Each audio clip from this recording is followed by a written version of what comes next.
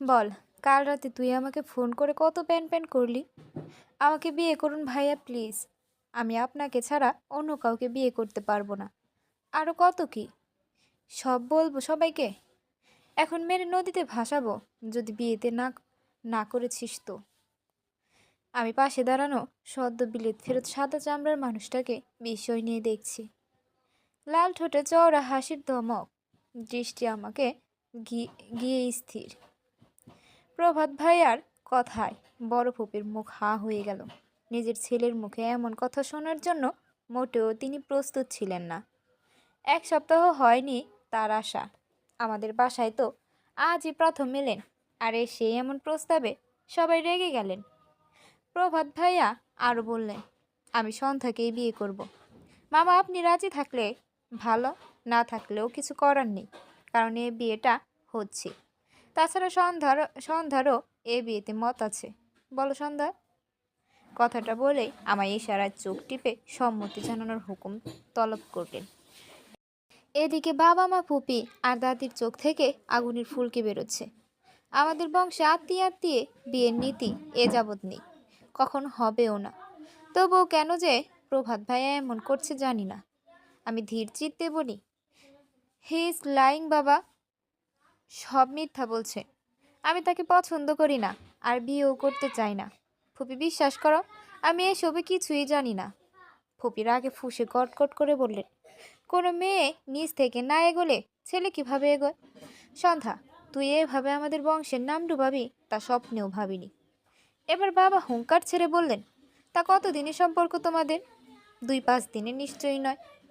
বাবার কথায় প্রভাত ভাইয়া মুখে কাঠিন্য এনে বললেন, যে নেই যখন গেছেন তখন আর কিছুই গোপন করে লাভ নেই। আনুমানিক 5-6 মাসের মতো হবে। অনেক আগে থেকেই আমাদের কথা হতো। ডাহা মিথ্যা কথা। আমি জীবনেও তার সাথে দেখা বা কথা বলিনি। জল যে তিনি আরও কত ঘোলা বানাবেন আল্লাহ জানে। সবার টকবগে মস্তিষ্কে হন হন করে সেখান থেকে হেঁটে চলে গেলেন। এবার আসি পরিচয় পর্বে। আমি মেহেরিন নাহার সন্ধ্যা। আর এই বাদরটা আমার ফুপাতো ভাই, বড় ফুপির ছোট ছেলে। আমি ফুপির একমাত্র ভাই। জবাব জনাব আহিল খানের 3 কন্যার সর্বকনিষ্ঠ কন্যা। পড়াশোনা অনার্স 2য় বর্ষ। আমার পরিবারে বাবা মা, আমি 2 বোন আর দাদির বাস। প্রথম দিকে দাদির একমাত্র আদরের দুলালি আমি থাকলেও প্রভাত ভাইয়া আসার পর থেকে বুঝলাম আমার ধারণা পুরো ভুল। দাদির চোখের মনি ওই বাদরটা। 3 বছর আগে প্রভাত ভাইয়া উচ্চ ডিগ্রি অর্জনের জন্য বিলেত গিয়েছিল। এরপর থেকেই তার সাথে আমাদের কারো যোগাযোগ নেই। দেশে থাকতে তিনি যে খুব ঘন ঘন আমাদের বাসায় আসতেন তাও না। বছরে 2-1 বার গেলে ভুলে ভালে তার মূল্যবান চরণ এ বাসায় পড়ত। মূল্যবান বলছি কারণ দাদির ভাষ্যমতে প্রভাত ভাইয়া মহামূল্যবান হীরের খনি। এমন খনি নাকি জগতে মেলা ভীষণ দায়। এই বাদর, তুই যে সন্ধ্যারে পছন্দ করিস, আগে বলবার পারতি না? ওর তো বিয়া ঠিক। রওশনারা বেগমের কথায় খুব একটা হেলদোল হলো না প্রভাতে। সে বিছানায় গা মেলে হাত পা ছড়িয়ে ছিটিয়ে হাতে ধরা আপেলে মাঝে মধ্যে ছোট্ট একটা কামড় দিয়ে চলেছে। বিয়ে ঠিক হওয়া না হওয়া যেন তার কোনো যায় আসে না। নানু, সন্ধ্যাকে ডাকো না, ইচ্ছে করছে দেখতে। আহা, কি সুন্দর বোকা বোকা মুখটা, দেখলে আদর করে ছুঁয়ে দিতে ইচ্ছে হয়। বানিয়েছ একটা নাতনি, লাখে একটা। প্রভাতের কথায় নানু জিভে আলতো ফোড়ন কেটে ওর গায়ে একটা চর কষে বললেন, বিলেত ফেরত পোলার মুখে লাগাম নাই, বেহুদা পোলা।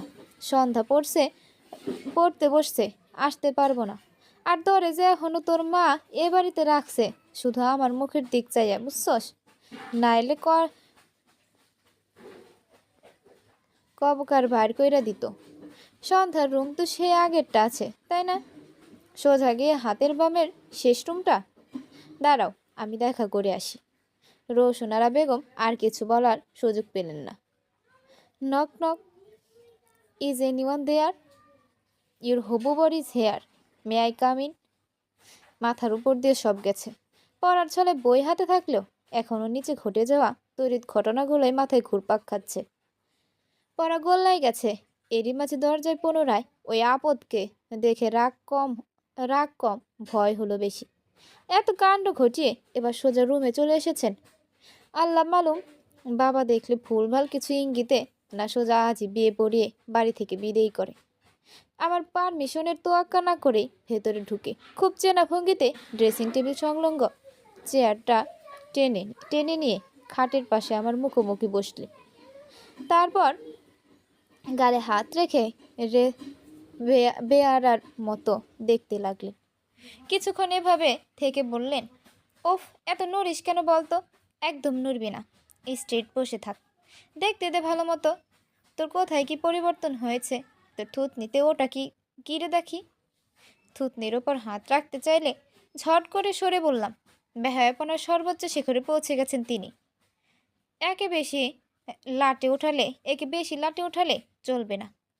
উনি বিরক্ত হয়ে হাতটা মুষ্টিবদ্ধ করে বিছানায় শক্ত কাঠে আঘাত করে বললেন, এই হাতটা সরিয়ে দিলি তো, তাই শাস্তি দিলাম। তুই আমাকে চিনিস না, কতদিন এভাবে দূরে সরাবি? আমার প্রেমে তোকে পড়তেই হবে, বিয়ের আগেই হোক কিংবা পরে। কয়টা কথা শুনিয়ে ফেলতে ইচ্ছে করছে, কিন্তু কি বলে শুরু করবো বুঝছি না। একটু মুখে বিরক্তি নিয়ে এসে বললাম, আপনি আমার 3 বছরের বড় না হলে এখন একটা থাপ্পড় মেরে বিদায় করতাম। ফুপির ছেলে বলে ছেড়ে দিতাম না। আপনাকে আমি বিয়ে করব না। তাছাড়া দাদির মুখে নিশ্চয়ই এতক্ষণ জেনেছেন আমার অলরেডি বিয়ে ঠিক হয়ে আছে। এসব তেনা পড়া বৃথা। চেষ্টা না করে দেশে ভালো দেখে একটা মেয়ে খুঁজে বিয়ে করে ফেলেন। চুল টানলে মাথা আসে, ঘাড় টানলে মাথা সহ কোমর অব্দি আসে। তোকে টানলে পুরো তুই আসবি। মোদ্দা কথা, তুই আমাকেই বিয়ে করবি, সোজা না হলে জোর করে। আমি সত্যি অতিষ্ঠ। আর কোন বাক্যে বোঝাবো? অশ্রাব্য গালিতেও বোঝা হয়। এই লোকের মাথায় সুবুদ্ধি হবে না। তার টর্চারে মনে হচ্ছে আমি নিজেই বসে বসে গলা ফাটিয়ে কেঁদে মনকে হালকা করি। নিরাশ গলায় বললাম, আচ্ছা, আপনি আমাকে দেখেননি? সে 3 বছর আগেই শেষ দেখা। হঠাৎ আমাকে কি এমন দেখলেন? আর দেখলেনই বা কিভাবে? আজই না হয় আমাদের বাড়িতে প্রথম এলেন। প্রভাত ভাই একটু বিজ্ঞের মতো আমাকে পর্যবেক্ষণ করে বললেন, কই, তোর চেহারা এই 3 বছরে আহামরি কিছু বদলায়নি। তাছাড়া দেখার ইচ্ছে থাকলে তো দূর দেশে বসেও দেখা যায়। সব বলবো, অপেক্ষা কর, বিয়েটা হোক আগে। রাবিশ, কখনো না, বিয়ে করব না। কথাটা মুখ ফসকাতে দেরি, কিন্তু তার আক্রমণে দেরি নেই। উনি একটানে আমায় কোলে বসিয়ে গালে ঠোঁটে ছুঁয়ে আবার ধাক্কা মেরে বিছানায় বসিয়ে দিলেন। ঘটনায় এত আসম্বিক ঘটল যে আমার বোকা বনে কতক্ষণ কাটিয়ে দিলাম। হাবাটা ঘুমিয়ে গেছে। প্রভাতের এখন কথায় তানিয়া আর লিনা ঠিক করে হেসে দেয়। ওদের ফোন লাউড স্পিকারে।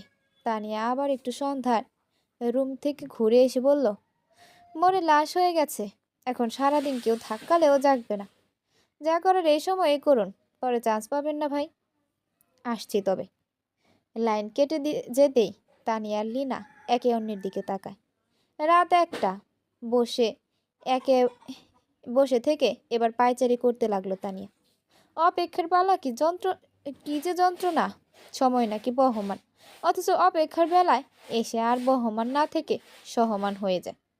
ঘড়ির কাঁটা ঠিক 1টা 20-এ পৌঁছাতে জানালা দিয়ে ঠুকঠাক আওয়াজ পেল ওরা। তারপর ধুম করে প্রথমে একজোড়া পা সমেত পুরো একটা মানুষ এসে ঘরে ঢুকলো। প্রভাতকে দেখে ওরা 2 বোন হেসে উঠল। চুলগুলো ভেজা এলোমেলো, গায়ে ফিনফিনে একটা শার্ট, 3/4 প্যান্ট। ওদের হাসতে দেখে প্রভাত থমকে সরে বলল, হাসি লাগে না? বৃষ্টির মধ্যে কখনো কোনো মিশনে গিয়েছ? যাওনি তো, তাহলে বুঝবে কি করে? প্রচণ্ড বৃষ্টি, সাথে ছাতা নেই, ভিজবই তো, তার উপর মাথায় এক্সট্রা প্রেশার। আচ্ছা, এখন বলো, তোমাদের বোন জেগেছে না ঘুমে?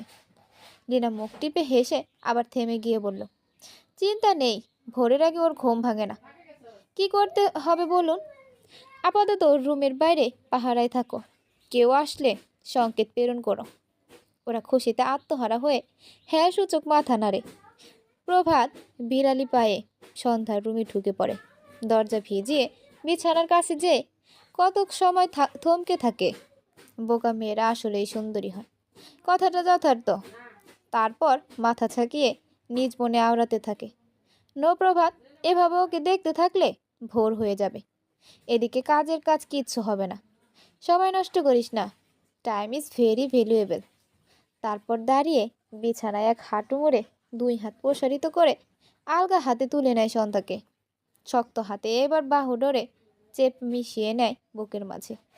মুচকি হেসে ওর কপালে নিজের ঠোঁট ছোঁয়ায় প্রভাত। ঘুমের ভেতর মনে হলো উঁচু থেকে পড়ে যাচ্ছি কোনো খাদে।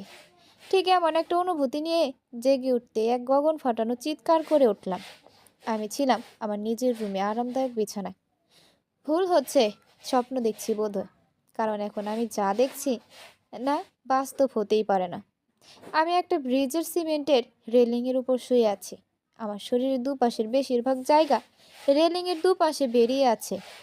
হয় পড়লে সোজা পানিতে পড়ব, নয়তো পড়ব পাকা সড়কে। একদিকে পড়লে ডিরেক্টর ওপরওয়ালার কাছে, কারণ সাঁতার জানি না।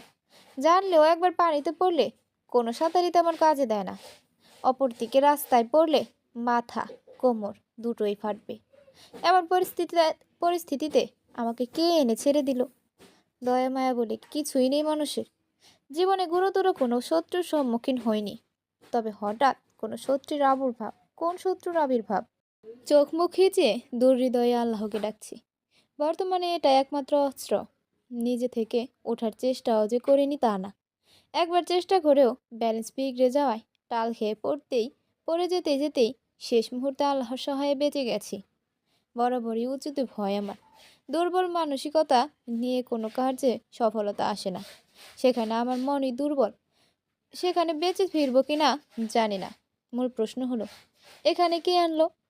পাশে দেখতে চেষ্টা করছি না, যদি পাশে পড়ে যাই সে ভয়ে।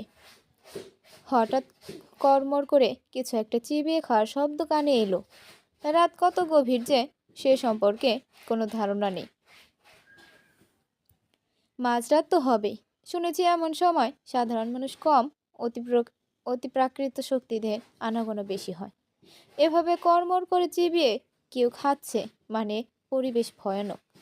তার উপর নির্জন ব্রিজ, না জানি কত মানুষ লাফিয়ে এখান থেকে প্রাণ দিয়েছে, নয়তো কোনো দুর্ঘটনার শিকার হয়ে অক্কা পেয়েছে। তাদের আত্মা নয়তো। ভাবনা আসতেই এবার দোয়া ইউনুস পড়তে থাকি। ভাগ্য এতটাই খারাপ যে শেষে কিনা ভূতের হাতে প্রাণ যাবে। চিন্তাধারায় আবারও ছিদ্র পড়ে এই কর্মর আওয়াজে। তারপর হো হো করে হাসির ঝংকার। হাসির সুরটা কেমন পরিচিত ঠেকছে। মাথায় একজনের আবছা চেহারা স্মরণে এসে আমার ডুবে যাচ্ছে। You afraid of ghost? হা হা হা, my stomach gonna be blast. Boom. কথা সমাপ্তি টেনে আবার সেই চওড়া হাসি। কটকটে গলায় বললাম, প্রভাত ভাই আপনি তো? প্রভাত ধমকালো না, হাসি অটল রেখেই বলল, no, I am the biggest ghost in your life. Now tell me, what kind of date you want? Ghost সঠিক উত্তর নয়। এই মানুষের সাথে ভূতের তুলনা চলে না। ভূত বাবাজিরাও এনাকে দেখলে মাপ চেয়ে পার পাবে না। ইতর লোক। এমন পরিস্থিতিতে মাথা গরম করলে চলবে না। এখন আমি ব্রিজে ঝুলন্ত। কাজেই শান্ত মেজাজের কণ্ঠে প্রফুল্লতা এনে বললাম, প্লিজ এখান থেকে নামান, মরে যাব তো। সাঁতার পারি না, পারলেও পানিতে পড়লে রক্ষা নেই। তাহলে বিয়ে করবি বল, আদারওয়াইজ এভাবেই থাকবি। ব্ল্যাকমেল করছেন? ধরে নে। কিছুক্ষণ নীরবতা। কি বলবো ভাবছি। অপরদিকে থেকেও কোনো সাড়া নেই। লোকটা এই অবস্থায় ফেলে চলে গেল না তো? ভীত দিশাহীন হয়ে চেঁচিয়ে বললাম, চলে গেলেন? ওপাশে নীরবতা। মাঝে মাঝে শুকনো পাতার মর্মর ধ্বনি ছাড়া কিছু শুনতে পাচ্ছি না। একটু পর উর্বর পুরুষালী গলা বলে উঠল, এভাবে তোকে রেখে গেলে বাসায় যে শান্তিতে ঘুমাতে পারি। একটু আশ্বস্ত হয়ে বললাম, এই তো আপনি আমার জন্য কেয়ার করেন, তাহলে শুধু শুধু কেন কষ্ট দিচ্ছেন? নামান না, দয়া করুন। হাবা একটা, কেয়ার করি এটা এখন বুঝলি? বিয়ে কি সাধে করতে যাচ্ছি? এবার ফটফট বল দেখি, তোর ডিসিশন কি? সারা রাত এভাবে ঝুলবি নাকি? আর কত মশার কামড় খাওয়াবি? এ তো দেখি ভারী বিপদ। এ কুল ও কুল, কোনো কুলে আমার সামর্থ্য নেই। রাত বেশ গভীর, বাড়িতে আমার নিখোঁজ। বাচ্চা যদি জান জানলে হেল্প পাবো, তবে বাবা জানলে বাড়ির পাশে জ্যান্ত পুঁতে রাখবেন। উপায়হীন হয়ে করুণ স্বরে বলি, আচ্ছা দেখব। কি দেখবি? ভেবে। এবার কর্তা আমার কথায় খুশি হয়েছে। প্রভাত ভাই আমায় পাজা করে তুলে সাবধানে হাতে নিচে নামালেন।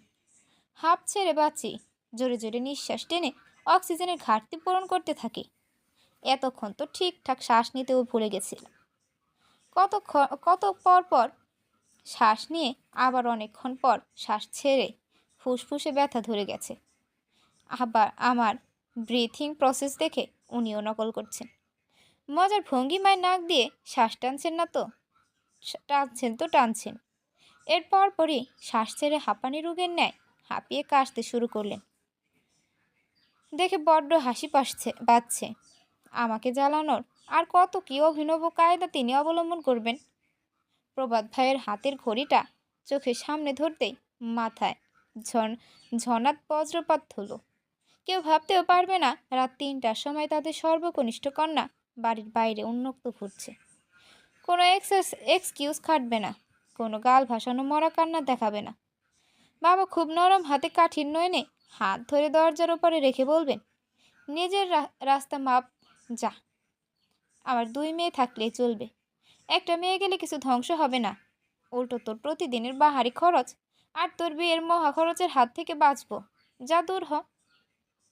রাত্রি মহাপ্রহর অতিক্রান্ত পায়। রাস্তা শুনশান, আকাশে ভাসা ভাসা মেঘের আড়ালে রূপলি চাঁদ। সাঁকো পেরিয়েছি বেশ আগে। আমার হাতে এক চিপসের প্যাকেট ধরিয়ে দিয়েছেন দেখে আমিও চম্পেশ খেয়ে যাচ্ছি। কোনো হেলদোল নেই, চিন্তা নেই। কি হবে এত চিন্তা করে? কম বয়সে অক্কা পাবো, আর টেনশন ছাড়া অনেক দিন বাঁচবো। এক হাতে চিপসের প্যাকেট ধরে গাড়ির সিটে মাথা ঢুকে চোখ বুজে বসে তৃপ্তির সাথে চিপ খাচ্ছি। বর্তমানের কথা ক্ষণিকের জন্য ভুলে থাকতে চাই।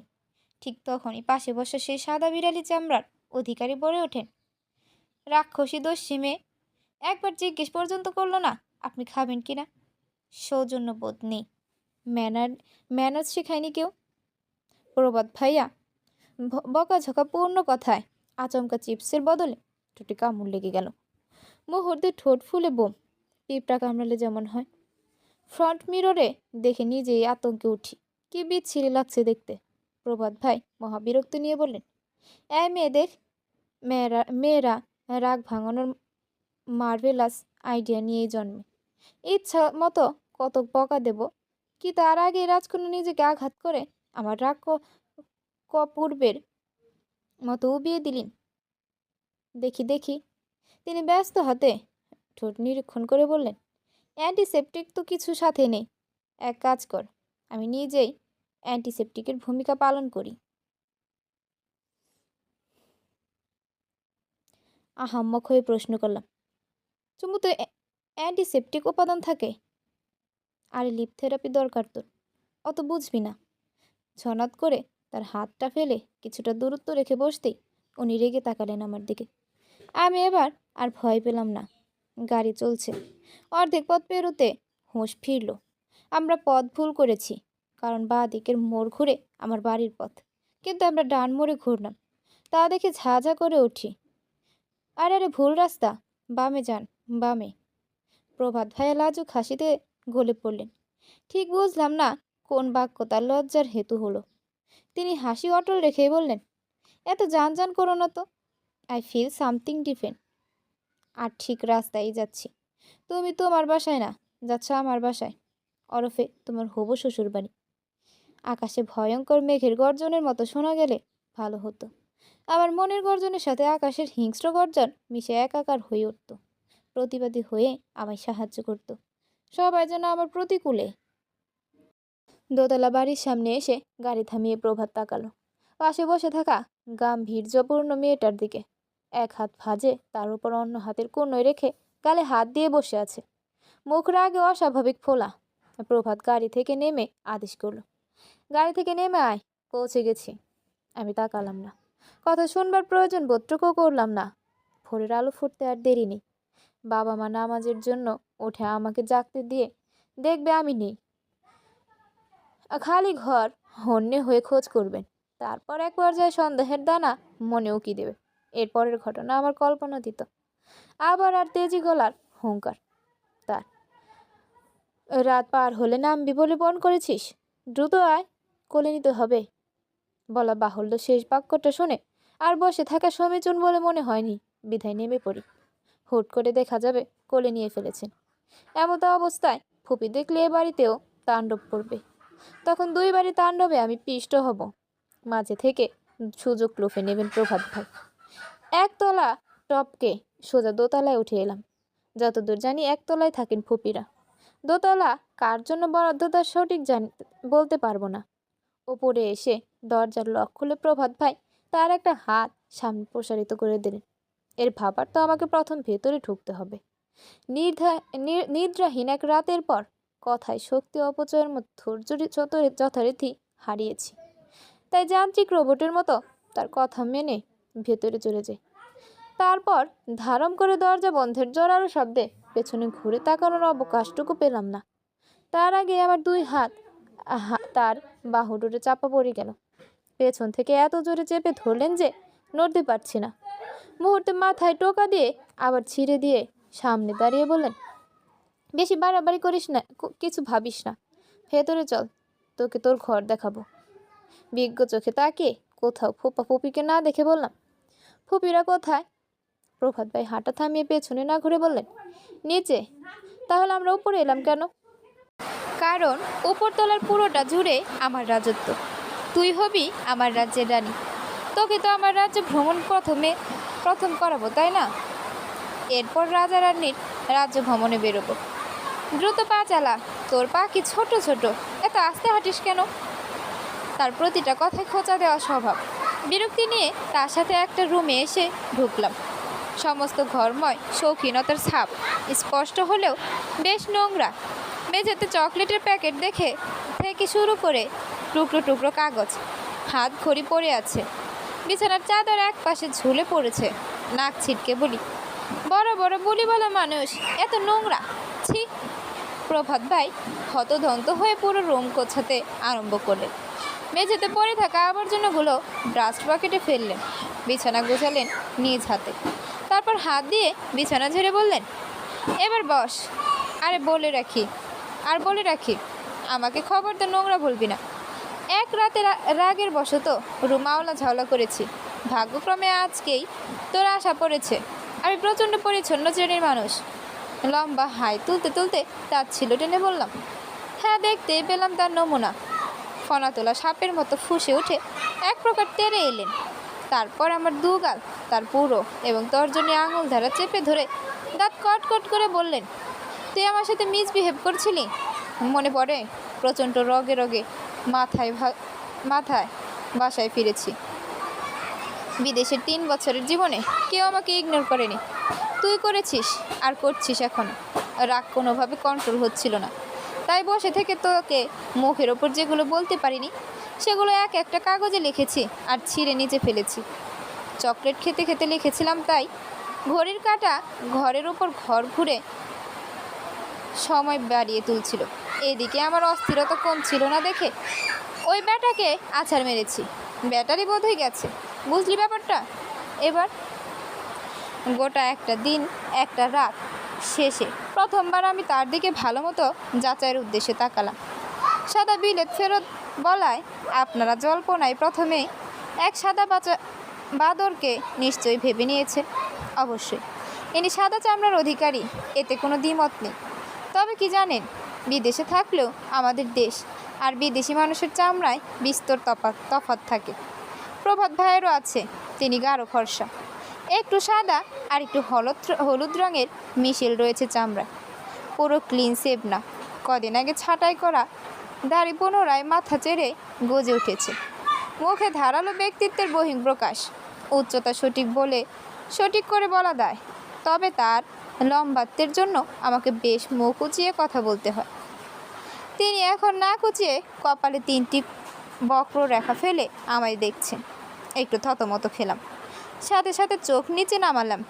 এভাবে তাকে দেখছিলাম বলে কি যা তা না ভেবে বসেন, কিন্তু সেরকম কিছুই তিনি বললেন না। মুখখানা সরল করে বললেন, জাস্ট আ মিনিট, আমি নিচে যাব আর আসবো।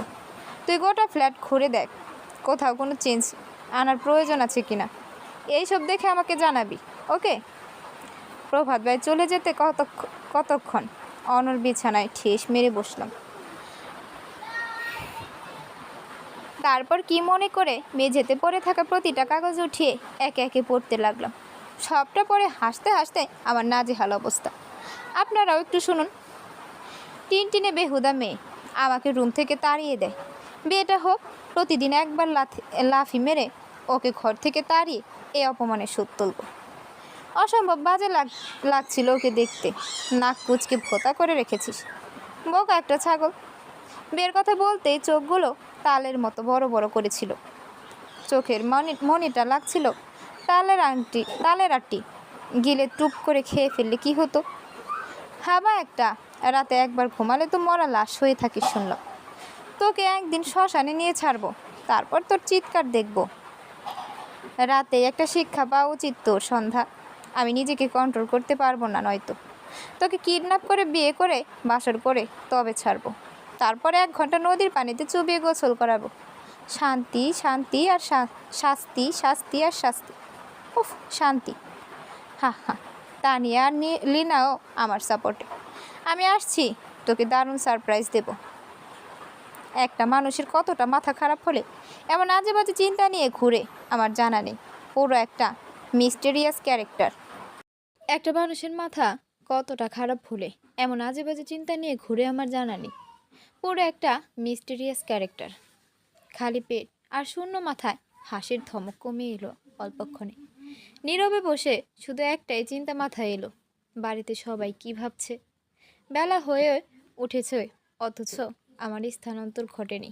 দিব্যি পড়ে রয়েছে এখানে। ওদিকে প্রভাত ভাই 1 মিনিটের কথা বলে 20 মিনিট পার করে ফেলেছেন। প্রায় আরও 10 মিনিট কাটিয়ে তিনি ফিরলেন, সাথে ফুপিকে নিয়ে। আমার মাথায় প্রথম যে প্রশ্নটা এলো তা হলো, নিজে কি বলেছেন প্রভাত ভাই? ফুপির মুখটা দেখার মতো না, প্রচণ্ড আক্রোশে যেন এক্ষুনি আমার উপর দুম করে আছড়ে পড়বেন।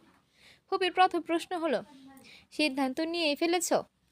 তখন আমাকে একা জানিয়ে কাজ নেই। তোমার বাসায় জানে? আমি বাপু একা কোনো দায়ভার গ্রহণ করতে পারবো না। যা হবে 2 পক্ষের সম্মতিত হবে। সে যে ভাইজানের বিরুদ্ধে যে আমার বাপের বাড়ির সাথে সম্পর্ক ছিন্ন করতে পারবো না, বুঝেছো মেয়ে? নিতান্ত বাচ্চাদের মতো অসহায় মুখ করে ফুপির পাশে দাঁড়ানো প্রভাত ভাই। আর আমি সে কোর থেকে সবটা বুঝে ওঠার চেষ্টায় আছি। হঠাৎ ফুপি এমন কথা কেন বলছেন? উনি কি বলেছেন এমন? আমাকে ভাবতেও সময় দিচ্ছে না কেউ। ফুপি ভাবনার মাঝে বার্তা ঢোকালেন। প্রভাত ভাইকে এরকম একটা আদেশ দিলেন, এক্ষুনি রূপ ছাড়তে, আমার সাথে একান্তে কথা বলবেন বলে। উনি বেশ স্বাচ্ছন্দ্যে হাসি মুখে চলে গেলেন। বুঝলাম এবার মস্ত রাগের তুফান চলবে একা আমার উপর দিয়ে। সব ক্ষেত্রে বলির পাঠা আমি। আরও একটা ব্যাপার, ফুপি আমাকে তুমি করে ডাকছেন যে, এতকাল আমাকে তুই বলে এসেছেন। সম্বন্ধনীতেও তফাৎ এসে গেছে। ফুপি চোখ ছোট ছোট করে বললেন, তুমি রাতভর বাড়ির বাইরে আমার ছেলের সাথে, এটা কেউ জানে? মুখ ফুটে কিছু বলার অধিকার পেলাম না বলে মাথা নেড়ে না জানাতেই ফুপি খেপে উঠলেন। সর্বনাশ, শেষে বিয়ে করতে এ পর্যায়ে নামলে তোমরা? একটু ধৈর্য সহ্য করতে তোমাদের কিছু নেই? কি বলবো ভাইজান ফোন করলে?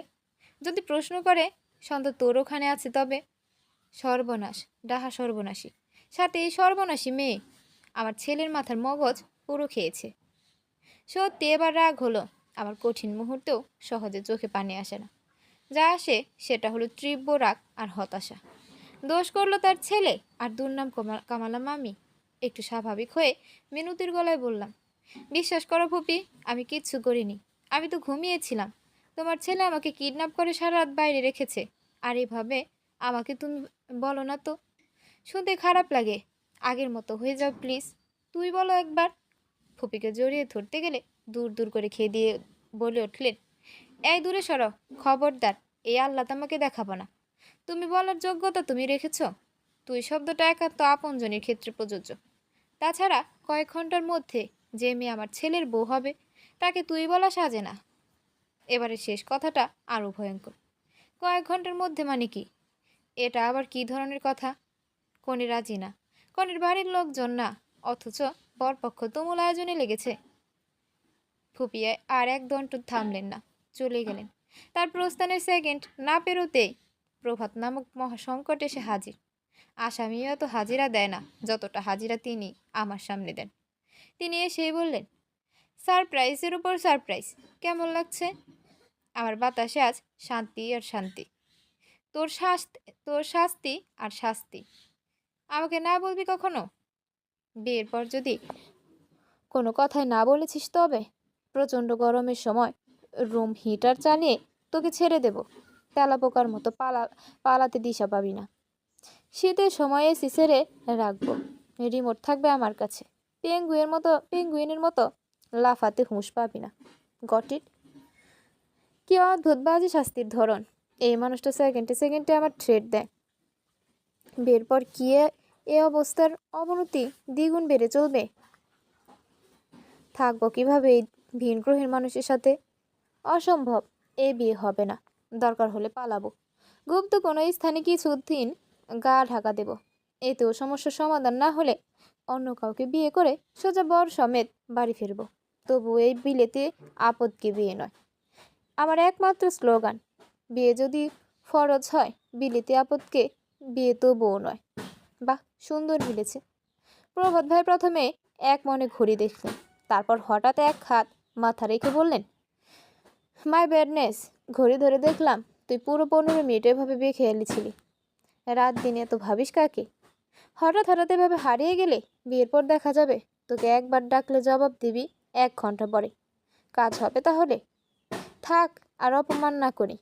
আচ্ছা, এবার ভদ্র মেয়ে হয়ে নিচে চল দেখি। আজকে আমাদের বিয়ে। শহরের সব কাজেরা প্রচণ্ড ব্যস্ত। হয়রান হয়ে খুঁজে একজনকে পেয়েছিলাম, তাও উনি বলেন কি না এখন যেতে পারবেন না, কালকে বিয়ে করেন। মাথায় তুফান উঠে গেল। হাত ধরে টেনে এনেছি। কারোর জন্য আমার বিয়েটা আটকাবে না। বিষয় নিয়ে প্রশ্ন করলাম, 3 বছর কি বিদেশে গুন্ডামি শিক্ষা নিতে গিয়েছিলেন? একবার আমাকে জোরপূর্বক ধরে আনলেন, এবার কাজই কেউ। ওইসব শিখতে হয় না, পরিবেশ পরিস্থিতি মানুষকে শিখিয়ে দেয়। তোর কণ্ঠ এত স্বাভাবিক ঠেকছে, ব্যাপার কি রে? তলে তলে পালানোর ফোন দিয়ে আসছিস না তো? আমি মুখ ঘুরে অহেতুক মুখে অসহায়ত্ব এনে বললাম, সেই পথ খোলা রেখেছেন, পালিয়েও বাঁচতে পারবো না আপনার থেকে বুঝে নিয়েছি। প্রভাত ভাই মাথা চুলকে কতক্ষণ দোটানায় পড়ে থাকলেন। হয়তো আমার আচরণগত স্বাভাবিকতা তিনি নিতে পারছেন না। সন্দেহের আড়ালে আমাকে হাসি মুখে বললেন, তাই? সত্যি বলছিস? তাহলে নিচে আয়, কোনো সাজগোজ লাগবে না, কারণ ওই সামগ্রী আমার ঘরে পাবি না। দ্রুত পদে নিচে নামবি, কবুল বলবি, তারপর আমার সাথে সংসার করবি। কাজী ঠক ঠক করে একটু পর পর পানি খাচ্ছেন, আর হ্যাবলাকান্ত হেসে বলেছে, আরেক গ্লাস পানি মিলবে? দফায় দফায় পানির গ্লাস ফাঁকা নিয়ে এ পর্যন্ত প্রায় 6 গ্লাস শেষ। ফুপি হেলে দুলে বিচ্ছিরি মুখ করে কিছু একটা বিড়বিড় করতে করতে আরেক গ্লাস পানি এনে কাজী সাহেবের সামনে ছোট্ট টি টেবিলে রাখতে উনি হামলে পড়লেন। এক চুমুক দিতে যাবেন, এমন মুহূর্তে ফুপি চোখ রাঙিয়ে বললেন, এবার পানি ফোরালে আর পাবেন না বলে দিচ্ছি। আমার বাসায় আজকে পানি সংকট। বেচারা কাজী কথা শুনে চুপসে যাওয়া বেলুন হয়ে গেলেন। গুটি গুটি হাতে পানির গ্লাসটা স্থানে রেখে মাথা নেড়ে সম্মতি জানালেন, পিপাসায় আমার গলা শুকিয়ে কাঠ, তবে কাজীর এখন কাণ্ড দেখে আমি আর পানি চাইতে সাহস পাচ্ছি না। বেচারা যে হারে ধমক খেয়েছে, সেই পালানা আমার ওপর এসে পড়ে এই ভয়। বিয়ে পড়ানোর জন্য কাজী তৈরি হয়ে গেলেন। কাজী বিয়ের জন্য সকল প্রস্তুতি নিয়ে কাগজ কলম সামনে রেখে বললেন, আপনার প্রস্তুত আছেন? প্রভাত ভাই বড়সড় এক ধমক দিয়ে বললেন, এই প্রশ্ন আমার করা উচিত কাজী মিয়া? আপনার পানি খাওয়া শেষ হলে এবার বিয়ে পড়ানো শুরু করবেন। 1 ঘন্টা তো চুকচুক করে পানি শুষে গেলেন। কাজী থতমত হয়ে হাসার চেষ্টা করে বললেন, তৈরি আছি বাবা, তাহলে শুরু করছি। বিসমিল্লাহির রহমানির রহিম। এ কম সময় কোথা থেকে বাবা হতদন্ত হয়ে এসে পড়লেন। আমার তো বিশ্বাসই হচ্ছে না, সত্যি সিনেমাটিক ব্যাপার রিয়েলে ঘটছে। বাবা সেই কাজের সামনে টেবিলে রাখা গ্লাস এবং রেজিস্ট্রির খাতা সব ফেলে দিয়ে বললেন, আমার মেয়ের বিয়ে পড়াবে, জেলে ঢুকে পড়িও ভালো করে, কেমন? বেচারা কাজই আজ বেমালুম ফেসেছে। এ যাত্রায় বাঁধলে বোধ হয় এ কম বই ছেড়ে দেবেন। হাত জোর করে কেঁদে উঠে বললেন, সাহেব মাপ চাই, আমি এক সামান্য কাজী, কারো ইচ্ছার বিরুদ্ধে বিয়ে পড়ানোর মতো দুঃসাহস আমার নেই। বড়ই বিপদে পড়ে এসেছি। সব এই ছেলের কারসাজি বটে। বাবা হাত ধরে একরকম টেনে হিস্ট্রে নিয়ে গাড়িতে তুলল। প্রভাত ভাই কোনো টু শব্দ করলেন না। সারাদিনে তার নাটকীয় ঢং আমার বাবাকে দেখে এক মুহূর্তে ফুঁস হয়ে গেল। গাড়ির সিটে বসেই পাশে মাকে উদ্ধার করলাম। মা এসেছে অথচ ভেতরে ঢুকেনি। ফুপির সাথে মায়ের গলায় গলায় ভাব। এতকাল তো সেটাই দেখে এসেছি, অথচ তার ভাবের ননদের সাথে একদম তো কথা বলার ইচ্ছা তার নেই। বাবা সামনের ড্রাইভারের পাশে বসেই আমাকে এক ধমক ছাড়ল। রাতভর বাইরে থেকে এই কাণ্ড ঘটানো হচ্ছিল। শেষ মুহূর্তে যদি যদি তোর দাদি না বলতো তাহলে সর্বনাশ হতো। বাবার কথায় প্রথম প্রশ্ন হইল, দাদি কিভাবে জানলেন? এমনও তো হতে পারে ফুপি তার মাকে জানিয়েছেন। বাবার ধমকে কেঁদে দিলাম। এভাবে শাসন কখনো করে না। মা তো মুখ ঘুরিয়ে বসেছে। শাড়ির আঁচলের আড়ালে তারও ফুপিয়ে কান্নার ধমক টের পাচ্ছি। বাসার পরিস্থিতি খুব সহজ। দাদি আমাকে দেখেই হাত ধরে টেনে তার ঘরে নিয়ে গেলেন। হয়তো এটাই মোক্ষম হাতিয়ার সবার অগ্নিক্রোশ থেকে আমাকে বাঁচানোর। দাদি ফেলতে ঢুকে দরজা লাগিয়ে এক গাল হেসে বললেন, এই বেটি, তুই রাত আমার নাতির সাথে থাকছিস, একবার আমার খবর দিয়ে যেতে পারতিস না? দাদির আমার সোজা সাপটা প্রতিক্রিয়ায় আমি হতভম্ব। কি মানে তোমরা আমাকে পেয়েছো কি? যে যার মতো করে এক লাইন পড়ে যাচ্ছে। সত্যি আমি নিজ ইচ্ছায় গেছি না, ঘটনা তার বিপরীত, সে ব্যাপারে কারো জানার আগ্রহ নেই। বাড়ি ছেড়ে চলে যাব? খুশি হবে? থাপ্পড় খাবি? কই যাবি? একটু সবুর কর। যাবি তো কয়দিন বাদে একেবারে শ্বশুর বাড়ি। জ্যোৎস্না ভরা রাতের নীল আকাশে তারারা হাট বসেছে। ছাদে এসে বসেছে অল্পক্ষণ। সাথে সঙ্গী হয়েছে তানিয়া আপু আর লিনা আপু। তারা প্রায় দুজনে একই বয়সী হওয়ায় ওদের ভাব জমে খুব। আর এদিকে আমি ছোট বলে তেমন কেউ পাত্তা দেয় না আমাকে। তাছাড়া এই দুজনের সাথে ওই বিদেশি আপুদের ভীষণ খাতির, একই বয়সী কিনা। তাই তানিয়া আর লিনা আপুর সাথে গুরুতর কথার ধরন শুরু এই প্রভাত ভাইকে নিয়ে এবং শেষও তাকে ঘিরে। এই তোমরা দুজন যাও তো, কখন থেকে পক করছো? তোমাদের হই হইয়ের জন্য চাঁদের জ্যোৎস্না ম্লান হচ্ছে। লিনা আপু কপট রাগ দেখিয়ে বলল, খুব পেকেছ না? কথায় চাঁদের চেহারা ম্লান। তোর অসুবিধা হলে তুই ভাগ। অনেক আবদার করেও নড়ল না ওরা। বুঝলাম এদের থেকে পরিত্রাণ নেই। কেউ আপন না, বাড়িতেও কেউ আমার কথা শোনে না। অসহায় হয়ে নেমে যেতে নিলে ওরা হঠাৎ ঝাঁজ করে উঠল। তানিয়া আপু হাসি মুখে বলল, ছোট বোন রাগ করেছ? আহা, বসো তো, একটু জমিয়ে গল্প করব। বসো বসো। আমি বসলাম। কেমন খটকা লাগছে। এদের আচরণে বন্ধুসুলভ ভাব মানেই ডাল ঘোলা আছে। লিনা আপু একটু আগে আমাকে খারাপ ব্যবহার করে খেদিয়ে দিল। সেই লিনা আপু এখন আহ্লাদি গলায় বলল, আহা কি সুন্দর চাঁদ না রে। বসে বসে শুধু চাঁদ দেখে কি পেট ভরবে? আমরা নিচে থেকে চা বানিয়ে আনি, তারপর চায়ের সাথে গল্পের আসর আর চাঁদের হাট জমবে। তুই ভয় করিস না, তোকে দেখে রাখার বহু লোক আছে। আসছি, থাক। লিনা আপু ছটপট তানিয়া আপুর হাত ধরে টেনে নিয়ে যায়। এতক্ষণ ব্যাপারটা গোলমালে ঠেকছিল, এবার পুরো নিশ্চিত হলাম কিছু একটা ঘাপলা আছে। আমি আশেপাশে ভয়ের নজরে তাকালাম।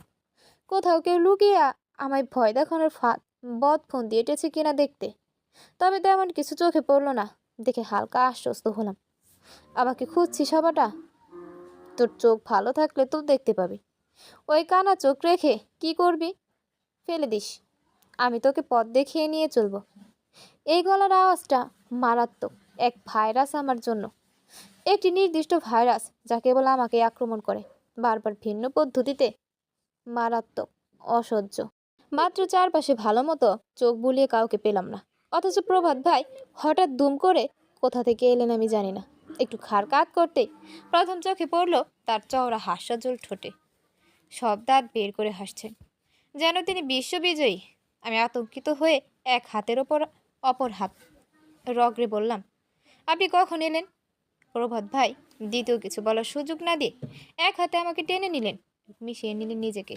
আমার কপালে পড়ছে তার উষ্ণ মাতাল প্রশ্বাস। তার এক হাতে লম্বা আঙুলগুলো আমার কপালে পরন্ত এলোমেলো চুলে বিচরণ করছে। ক্ষণিকে হুট করে তিনি কি করে বসবেন কেউ জানে না। তার আসম্বিক স্বভাবে প্রচণ্ড আড়ষ্ঠরা আমার দেহে ভর করছে। নড়তে পারছি না, কথা বলতে চাইছি, পারছি না। হঠাৎ প্রভাত ভাই বললেন, ভয় করছিস? হাওয়াটায় পেয়েগুলো একটুতেই আকাশ সমান ভয় পায়, যেমন তুই পাচ্ছিস। আমি কখনো তোকে বকেছি, না মেরেছি, না লিমিট ক্রস করেছি বল? এবার তার কথায় আমি নড়ে চড়ে উঠলাম এবং নিজেকে সরানোর চেষ্টা করে বললাম, সব সময় তো বকতেই থাকেন, সহজভাবে কিছু বলেছেন কখনো? তিনি কতক্ষণ চোখ জোড়া পিট পিট করে বললেন, ঠোঁট জোড়া পলকা হা হা হয়ে গেল তার। তারপরই চোখ দুটো আকারে ছোট করে নিয়ে আমাকে প্রায় হালকা হাতে ধাক্কা দিয়ে বলে উঠলেন, বকার ভালোবাসার তফাৎ বুঝিস না বলেই এই কথা উচ্চারণ করতে পারলি। প্রচণ্ড রাগ নিয়ে বলা কথাগুলোকে বকা বলে। বকা ক্ষোভ প্রকাশের একটা মাধ্যম বটে। আর আমি তোর সাথে যা করি তা হলো ভালোবাসা, কেয়ার থেকে। এত সহজ গণিত কষতে কি তুই জীবন পার করে দিবি?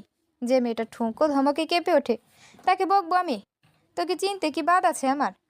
চোখে দেখার চেয়ে কানে শোনা বাণীর ক্ষমতা বোধ হয় একটু বেশি। এই মানুষটাকে দুদিন থেকে দেখেও তার প্রতি পজিটিভ কোনো কিছু ভাবতে পারিনি। তবে কি জানেন, এখন তার কথাগুলো আমাকে ভেতরে গভীর নাড়া দিয়েছে। আমি তাকে নিয়ে ভাবতে বাধ্য হচ্ছি। মনের কোণের বেশ খানিকটা অংশ ইতিমধ্যে তার কথায় বিশ্বাস করে নিয়েছে। আর যার এখনও আত্মবিশ্বাস অবিশ্বাসের কাঠগড়ায় দাঁড়িয়ে, তারাও আর পারবে না বেশিক্ষণ এভাবে থাকতে। এত অবহেলা সহ্য করেও তাকে আমার থেকে দূরে রাখা সম্ভব হয়নি। ঠিক অদম্য উচ্ছ্বাসে চলে এসেছে। কোনো ক্লান্তি নেই, হতাশা নেই। আমাকে পাওয়ার যে তীব্র আকাঙ্ক্ষা, তা দেখে এতদিন গলে পড়া উচিত ছিল। তবে কেন পারিনি? বিস্ময়কর। একটু জোর গলায় প্রভাত ভাই বললেন, কী ভাবছিস এত? আমাকে তো না, তবে অন্য কেউ। শোন, আমি ফিল্মের হিরোর মতো ওসব স্যাক্রিফাইস করতে পারবো না। তোকে আর আর যাকে তুই পছন্দ করবি মেরে শ্মশান ঘাটে ফেলে আসবো। গতবার এই প্রশ্নটা একবার করতে যেয়েও ফেরত নিয়েছিলাম। এবার আর চুপ করে থাকলাম না, জিজ্ঞেস করেই বসলাম, আচ্ছা, আপনি শুধু আমাকে শ্মশান ঘাটে ফেলে আসার হুমকি কেন দেন? বলবেন মেরে কবর দেব। একজন মুসলিমকে তো শ্মশানে নিতে হয় না। প্রভাত ভাই ভ্যাবলাকান্ত হেসে মাথার চুলগুলো খানিক আউলে ঝাউলে করছেন। হয়তো এ ধরনের ভিত্তিহীন প্রশ্নের কর্তা কখনো আমি হব তা ভাবিনি। একটু ভেবে বললেন, সবাই কথায় কথায় বলে মেরে পুঁতে দেব, জিন্দা কবর দেব, জিন্দা লাশ বানিয়ে দেব। তাই আমি একটু এর মধ্যে ভিন্নতা আনতে, you know what I mean, বলে নির্লিপ্ত হাসলেন, যার অর্থ এইমাত্র বলা বাক্যগুলোতে তিনি নিজেই কনফিউজড। সত্যি মার্ভেলাস ক্যারেক্টার একটা। এর পরের দিন রাতের ঘটনা। সদ্য বিছানায় কাত হয়ে শুয়ে ঘুমের প্রস্তুতি নিচ্ছি। রাত বাড়ছে, আমার ঘুম ধরে না, তাই একটু দাদির সাথে গল্প করে এসেছি। গল্প করতে করতে ঘুম চলে এলো। তৎক্ষণাৎ রুমে ফিরেছি। একটু দেরি করলে ঘুম ভাব আবার কেটে যাবে। তখনই তানিয়া এবং লিনা আপু এসে অনেকটা ঢোল পিটানোর মতো স্টিলের প্লেট আর চামচ নিয়ে হইচই করে রুমে ঢুকলো। লিনা আপু প্লেটে চামচ বাজিয়ে শব্দ করছে, অন্যদিকে লিনা আপু এক হাত অদ্ভুত ভঙ্গিতে নাড়িয়ে সেটাকে সায় জানাচ্ছে। আমি দু কানে আঙুল পুড়ে বসে পড়েছি। এদের বিপরীতে কিছু বলেও কোনো কাজ হবে না, তাই নির্বাক অত্যাচারিত দর্শক হয়ে সব সহ্য করছি। এবার এক হাত তুলে তানিয়া আপু ইশারা করতে লিনা আপু থেমে যায়। তানিয়া আপু লিনা আপুর উদ্দেশ্যে বলল, তুই বল। লিনা আপু কেমন লাজুক হেসে বলল, তুই আমার 1 মিনিটের হলেও বড়, তুই বলবি। এর উপদের মাঝে কে বলবে কে বলবে না করে তর্ক শুরু হয়ে গেল। আমি বুঝতে পারছি না ওরা কি বলা নিয়ে এত তর্ক করছে, তাই সজোরে চিৎকার করে বলে উঠলাম, তোমরা একটু থামবে? আসলে কি ব্যাপার ঘটেছে পরিষ্কার করে বলো। লিনা আপু তুমি বলো। লিনা আপু নটুয়া ভঙ্গিতে লজ্জা পেয়ে 2 হাতে মুখ ঢেকে বলল, ইস, কীভাবে যে বলি, এখানে একজনের বিয়ে পাকাপোক্ত হয়ে গেছে। বিয়ে কার? তোমার। তাই তো বলি, লিনা আপুর এত লজ্জা কেন? কথাটা বলতেই লিনা আপু আমার দিকে চোখ পাকিয়ে তাকালো। থাম, এত খুশি হোস না, খবরটা আগে দিয়ে দিই। এ পর্যন্ত বলে লিনা আপা আবার একটু নাটকীয় কাণ্ড শুরু করলো। টেবিল থেকে একটা খাতা নিয়ে সেটা গোল গোল করে মুড়ে পাইপের মতো করে তাতে মুখ লাগিয়ে কোনো কিছু অ্যানাউন্সের ভঙ্গিতে বলল, শোনো ভাই ও বোনেরা, ও সরি, এখানে তো কোনো ভাই নেই। শোনো বোনেরা, আমাদের বাড়িতে বংশ পরম্পরায় বহুদিন থেকে চলে আসা রীতির প্রাচীর ভেঙে ফেলা হয়েছে। আত্মীয় আত্মীয় বিয়ের যে নিষেধাজ্ঞা ছিল সেটা বাবা আজ ভঙ্গ করেছেন। তার আদরের কন্যার মঙ্গলের কথা ভেবে তিনি ঘোষণা দিয়েছে আগামী রোজ শুক্রবার তার কনিষ্ঠ কন্যার সাথে তার বোনের ছেলের বিবাহ, অর্থাৎ সন্ধ্যার সাথে প্রবাদ ভাইয়ের বিবাহ। এইবার সন্ধ্যা ঘুঙুর ফাঁদে পড়েছে। আজ সত্যি সত্যি আমার ভেতরের সাথে বাইরেও প্রচণ্ড বজ্রপাত হলো। নিম্নচাপের দরুন কদিন থেকে থেমে থেমে মুষলধারে বৃষ্টি হচ্ছে। আবহাওয়া বৈরাগী, সাথে বৈরাগী কপাল আমার। লীনা আপুর কথাতে যেমন বিশ্বাস করার অযোগ্য, তেমন ফেলে দেওয়ারও অযোগ্য। ঘরে দুটো বড় মেয়েকে রেখে কোনো বাবাই তার ছোট মেয়ের বিয়ে দেবেন না। তার উপর প্রভাত ভাইকে এতদিন যখন না বলে এসেছেন, তবে এখন হ্যাঁ বলার প্রশ্ন আসে না। সবচেয়ে বড় প্রশ্ন, বাবা তার বন্ধুর ছেলের আমার বিয়ের দেওয়ার কথা দিয়ে রেখেছেন।